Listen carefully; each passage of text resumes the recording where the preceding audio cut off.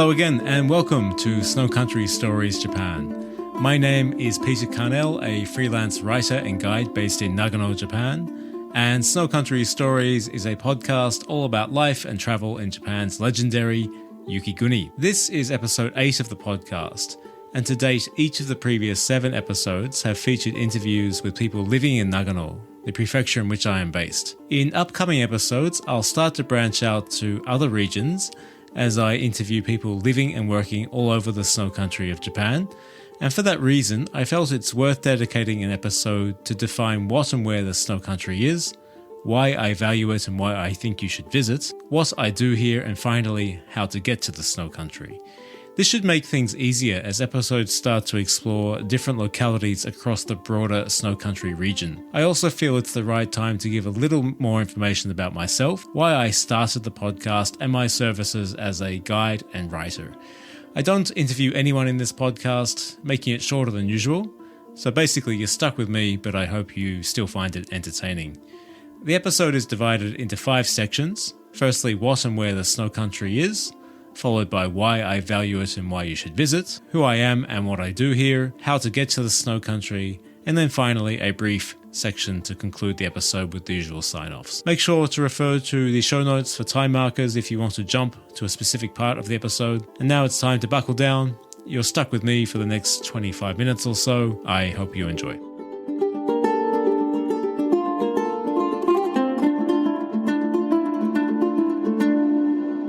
The term snow country, or in Japanese yukiguni, the kanji literally mean snow plus country, is used in Japan to refer to areas of heavy snowfall. It has multiple uses, from the purely poetic, eliciting romantic visions of quaint villages buried in powder white snow, to an administrative and economic categorization, which determines budgets and allocation of subsidies to areas that are affected by heavy snow to such a degree that it affects daily life and industry. A more technical way of referring to these regions is gosetsu chitai, heavy snow regions. But that is a term without the romanticism of the word yukiguni, so for the purpose of this podcast, I use yukiguni to correlate with snow country. Japan is divided into an administrative system of 47 prefectures. For those who aren't familiar, each prefecture is made up of smaller municipalities answerable to the prefectural government based in the capital city of each prefecture.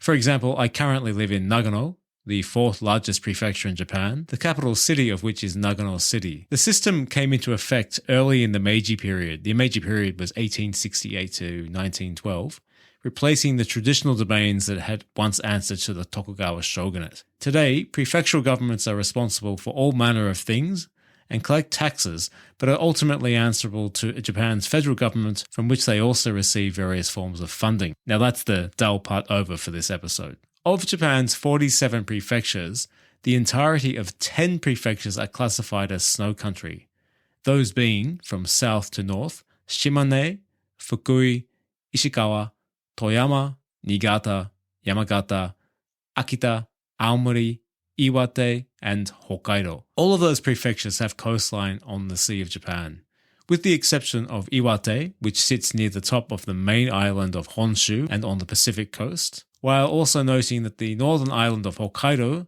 sits by itself and has coastline on the Sea of Japan and the North Pacific coast. As said, the entirety of those 10 prefectures are classified as snow country. If you look at the map of Japan, as included on the episode page of the Snow Country Stories website, and focus on the main island of Honshu, place your finger on its north coast, just west of the center, and then run your finger up that northern spine all the way to the top. Those are basically the main regions defined as snow country in Japan. In addition, some areas of many other prefectures are also deemed as snow country, although the entirety of those prefectures is not. This includes areas of prefectures such as Nagano, where I am based, Gifu, Gunma, Tojiki, Fukushima, Miyagi, along with areas of Tottori, Hiroshima, Okayama, Hyogo, Kyoto, and other prefectures.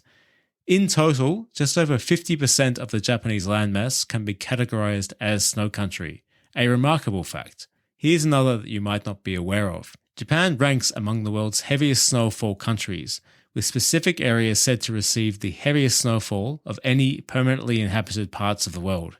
if not anywhere in the world full stop. Claims like this will always be debated, so let's just say that many areas of Japan receive heavy snow, and among those, there are areas in which the snow is so heavy that it has to be seen to be believed. To understand just why Japan receives so much snow, we need to talk a little bit about the weather. Japan's winter weather can bring snow any time from November to May, with the northern regions of Hokkaido and Tohoku typically receiving snow earlier and for longer periods than the more central and southerly areas. The winter weather originates in China and Russia, in Siberia actually, of all places, and blows a cold monsoon from the northwest. Due to high pressure in the west and low pressure in the east, cold air is then sent toward Japan. The air moves over the Sea of Japan and a warm water current called the Tsushima Current. The contact of the cold air and the warm current create vapor which forms clouds, carried to Japan on the monsoon winds. As the clouds move over the north coast of Japan, they are quickly pushed up by mountains, and that moisture turns to snow. A lot of snow, that is then dumped on 4 mountain ranges that run near the north coast. Those include the Chugoku Mountains in Shimane, Tottori, Okayama, Hyogo, and Yamaguchi prefectures, the Hida Mountains or North Alps, Japan's highest mountain range in Nagano, Toyama, and Gifu, the Echigo Mountains in Niigata, Fukushima, and Gunma, and the Owu Mountains, which overlap multiple prefectures including Aomori, Akita, Fukushima, Iwate, Miyagi, and Yamagata. Snow is in no way limited to these mountain ranges or prefectures. However, it's in these areas you're likely to experience the heaviest snow in Japan. While all those names might sound confusing, it's actually quite simple. Japan's weather blows in from the northwest, picking up moisture over the Sea of Japan before hitting the mountains and dumping it. The nearer the mountains are to the northern coast, the more snow they are likely to receive. As my guest Rich Morgan stated in episode 2, it's one big snowmaking machine, echoing the explanation Mark of Marurao Mountain Lodge provided in episode 1. I don't like to get too hung up on the numbers as they vary a lot from season to season and will endlessly be discussed and debated, but in terms of average snowfall, Yamagata receives an average of around 6.5 metres or 20 feet across the entire prefecture, followed by Niigata, 5.8 metres, 19 feet, Akita, 5.3 metres or 17 feet, Fukushima, 4.7 metres, 15 feet, and Nagano, 4.2 metres or 13 feet. Those are averages across each of those prefectures, remembering that some areas within them can receive well over 10 metres or 30 feet of snow, or even well beyond 15 metres, 50 feet. As noted earlier, in its broadest usage, snow country accounts for just over 50% of the Japanese landmass, but is home to only 15% of its population. That should come as no surprise, as the snow country is known to be beautiful, but a hard place to live, and even with the advent of modern infrastructure and machinery. Prior to the introduction of such things in the 20th century, the towns and villages of the snow country were often isolated for the long cold winter months, forcing them to be self-reliant and produce methods of living among the snow, along with distinct local industries and curious traditions, such as the ones we touched upon in episode 3 of the podcast. There are many examples of unique local cultures across the snow country, and one such place can be found in Niigata, in areas including Yuzawa, Tokomachi, Matsunoyama, and Sunan. For many Japanese, this area is the true yukiguni, or at least the one that springs to mind when they hear that expression, thanks to the book of the same name published by Kawabata Yasunari, one of Japan's most celebrated writers, and awarded a Nobel Prize in Literature in 1968. Published as a serialization between 1935 and 1937, Yukiguni, or Snow Country, is Kawabata's most famous book and tells the story of a love affair between a Tokyo man and a provincial geisha, said to be set in the hot spring town of Yuzawa, which to this day remains a popular onsen destination and boasts multiple ski resorts. The novel opens with the famous lines, "The train came out of the long tunnel into the snow country. The earth lay white under the night sky." The book and this introduction has firmly entrenched Yuzawa and this area of Niigata in the national consciousness as the true snow country.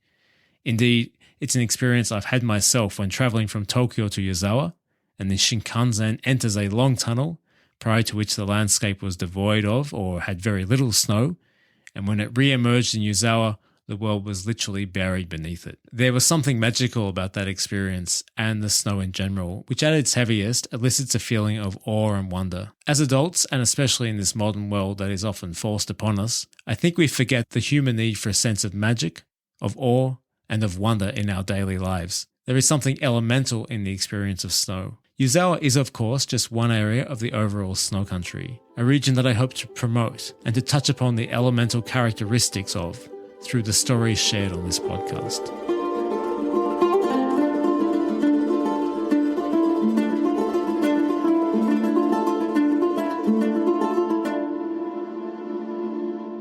I think it's fair to say that for most international visitors, the snow country of Japan is best known for its many ski resorts. It is regularly cited that Japan boasts more than 500 ski resorts, a number intended to lure visitors, but with no other real value. Obviously, those ski resorts are located in the snow country, with the prefectures of Nagano, Hokkaido, and Niigata boasting the most ski fields. Don't think too much about the reported 500 plus ski resorts. It's just a number, and in truth, most of those resorts are small and might only have a handful of ski runs, serviced by a couple of aging ski lifts. The word resort is often used quite loosely. In my reckoning, Japan has between 40 to 50 resorts, some big, some small, that provide good reasons to visit. In Hokkaido, the resorts of Niseko, Usutsu, Kiroro, Furono, and Tomamu stand out, while in Nagano, the resorts of Hakaba Valley, Nozawa Onsen, Madurao, and Shiga-Kogen are the most popular. Niigata boasts the resorts of Yuzawa, including Naiba,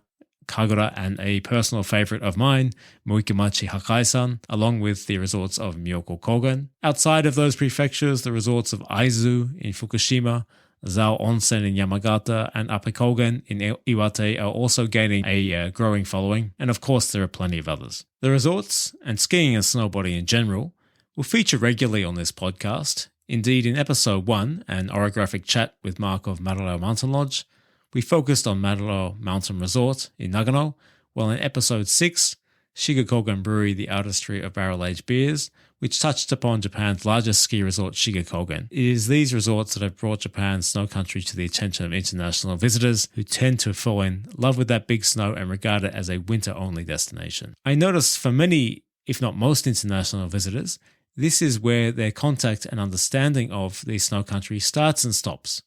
As a winter destination, where you can enjoy some of the world's best powder and get a great bowl of ramen, and then go home and maybe come again next winter. While it's certainly true about the powder and ramen, to my mind, the true value of the snow country is so much more. Japan's snow country is a broad grouping that constitutes many prefectures, localities, and cities. It is a place in which over many centuries the snow both made demands of the people that lived amongst it, while also presenting opportunities, and through that interaction, distinct traditions, industries, and folklore have developed. As mentioned, the snow country accounts for around 50% of the Japanese landmass and is home to 15% of the population.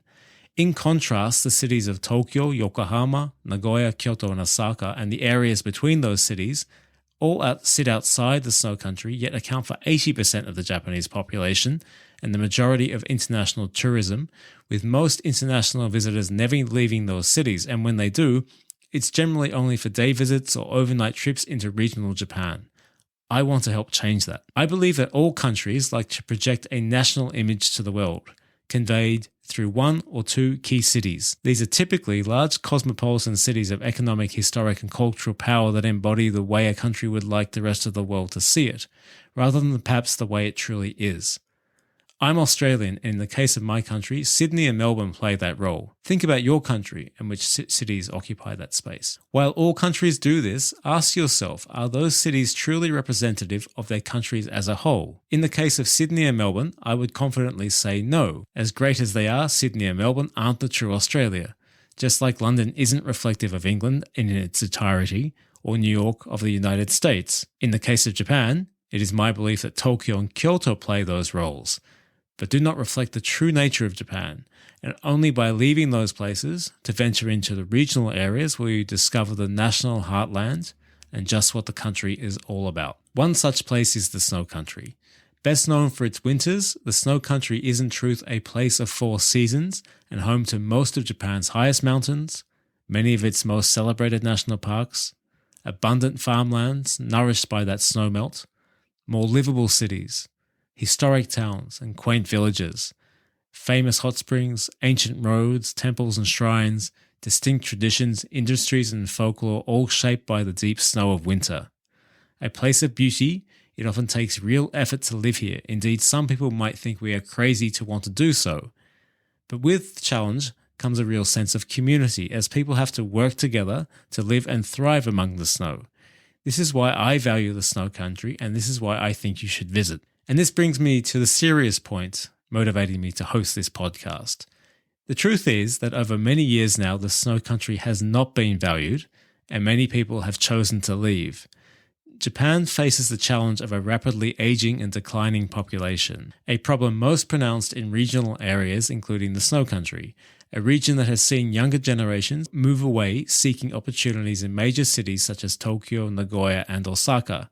As such, snow country is now also synonymous with old men and old women, fading villages, shuttered businesses and abandoned homes. Something you might not be aware of if your only contact with the snow country is the popular ski resorts of Nagano and Hokkaido. Beautiful but often challenging, these are landscapes that take real effort to live in, and ultimately for those communities to survive, the old must be replaced by the young. Recent years have seen an increasing number of people return to or relocate to the snow country, seeking a more balanced lives in connection to the remarkable landscapes and breathing new life into the region. In episode 4 of the podcast, I spoke with Murai Shota about the millions of abandoned or empty homes across Japan and the opportunities they present to find a home in the snow country.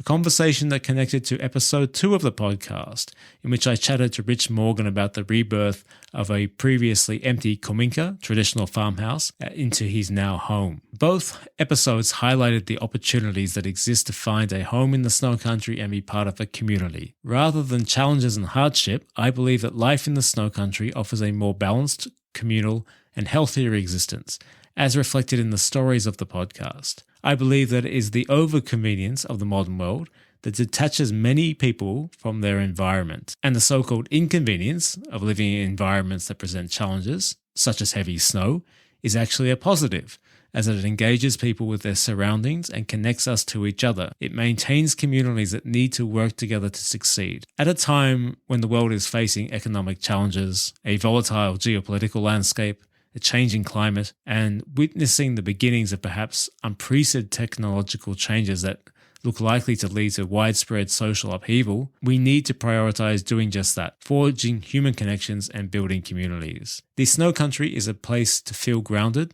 where time moves a little slower and community remains a fundamental part of life. It's a place where you can find space, breathe a little easier, and through the passing of the seasons, the grandeur of the mountains, and the challenge of the snow, remember that we as people are just one small part of something much larger. That for me is the true value of the snow country.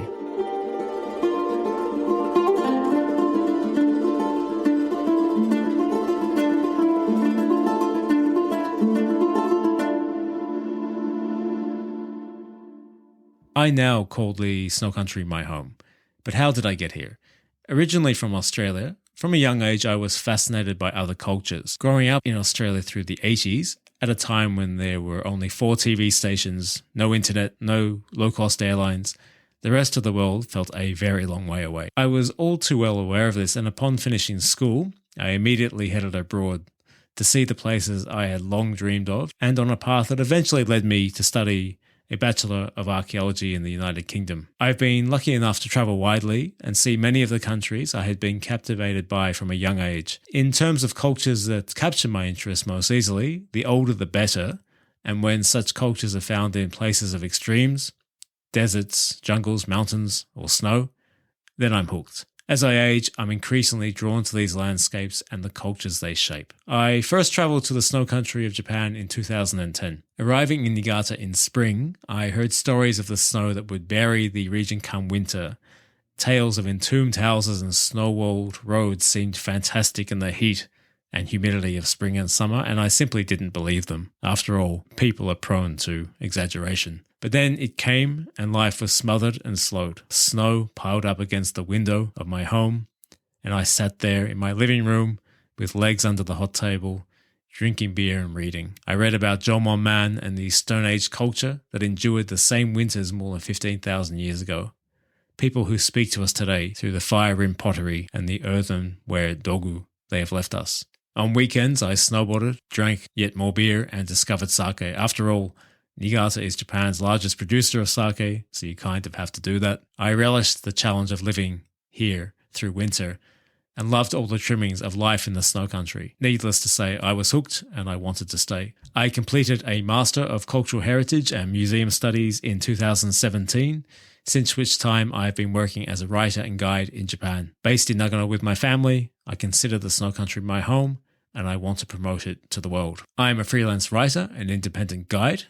For anyone who is interested in my services as a writer, please refer to the website www.snowcountrystories.com for more information about my services and previous work, while those interested in my services as a guide can also refer to the website. I've been guiding in Japan for more than 6 years, mostly in and around Nagano Prefecture, along with the surrounding prefectures of central Japan. The website lists my current tours. I design tours that provide my guests with an engaging experience that is fun, well-paced, and with the flexibility to suit your needs, interests, and itinerary. As a foreigner myself, I have a good understanding of what international visitors want from their experience in Japan and the knowledge base they typically bring with them, and my tours are designed to match that. All tours are also designed to suit the taste of international visitors while providing a different perspective, a more compelling story, and in the end, a more complete understanding of Japan. After all, I think much of what is said about Japan is tired, repetitious, and in the end, not that accurate. I'd like to tell a different story. That's what my tours are all about. If you're interested in a tour listed on the website or would like to discuss me designing a completely customized tour for you, including destinations and activities not listed on the website, please don't hesitate to get in touch and let's get planning together. Through this podcast, I also intend to promote other guides. In episode 5, The High Life with Moto the Mountain Guide, I spoke with Hayashi Motohiro, otherwise known as Moto the Mountain Guide, about his life in and love for Japan's mountains and his work as a professional mountain guide. While in episode 7, Life After the Quake, Guiding, Cycling and the Essence of Japan, I spoke with Kevin Kato about our shared love of guiding and the extended tours he leads, including cycling tours around Japan. There's a real sense of community among the guides, and I hope that my chats with other guides will continue to pop up regularly as a way of supporting them.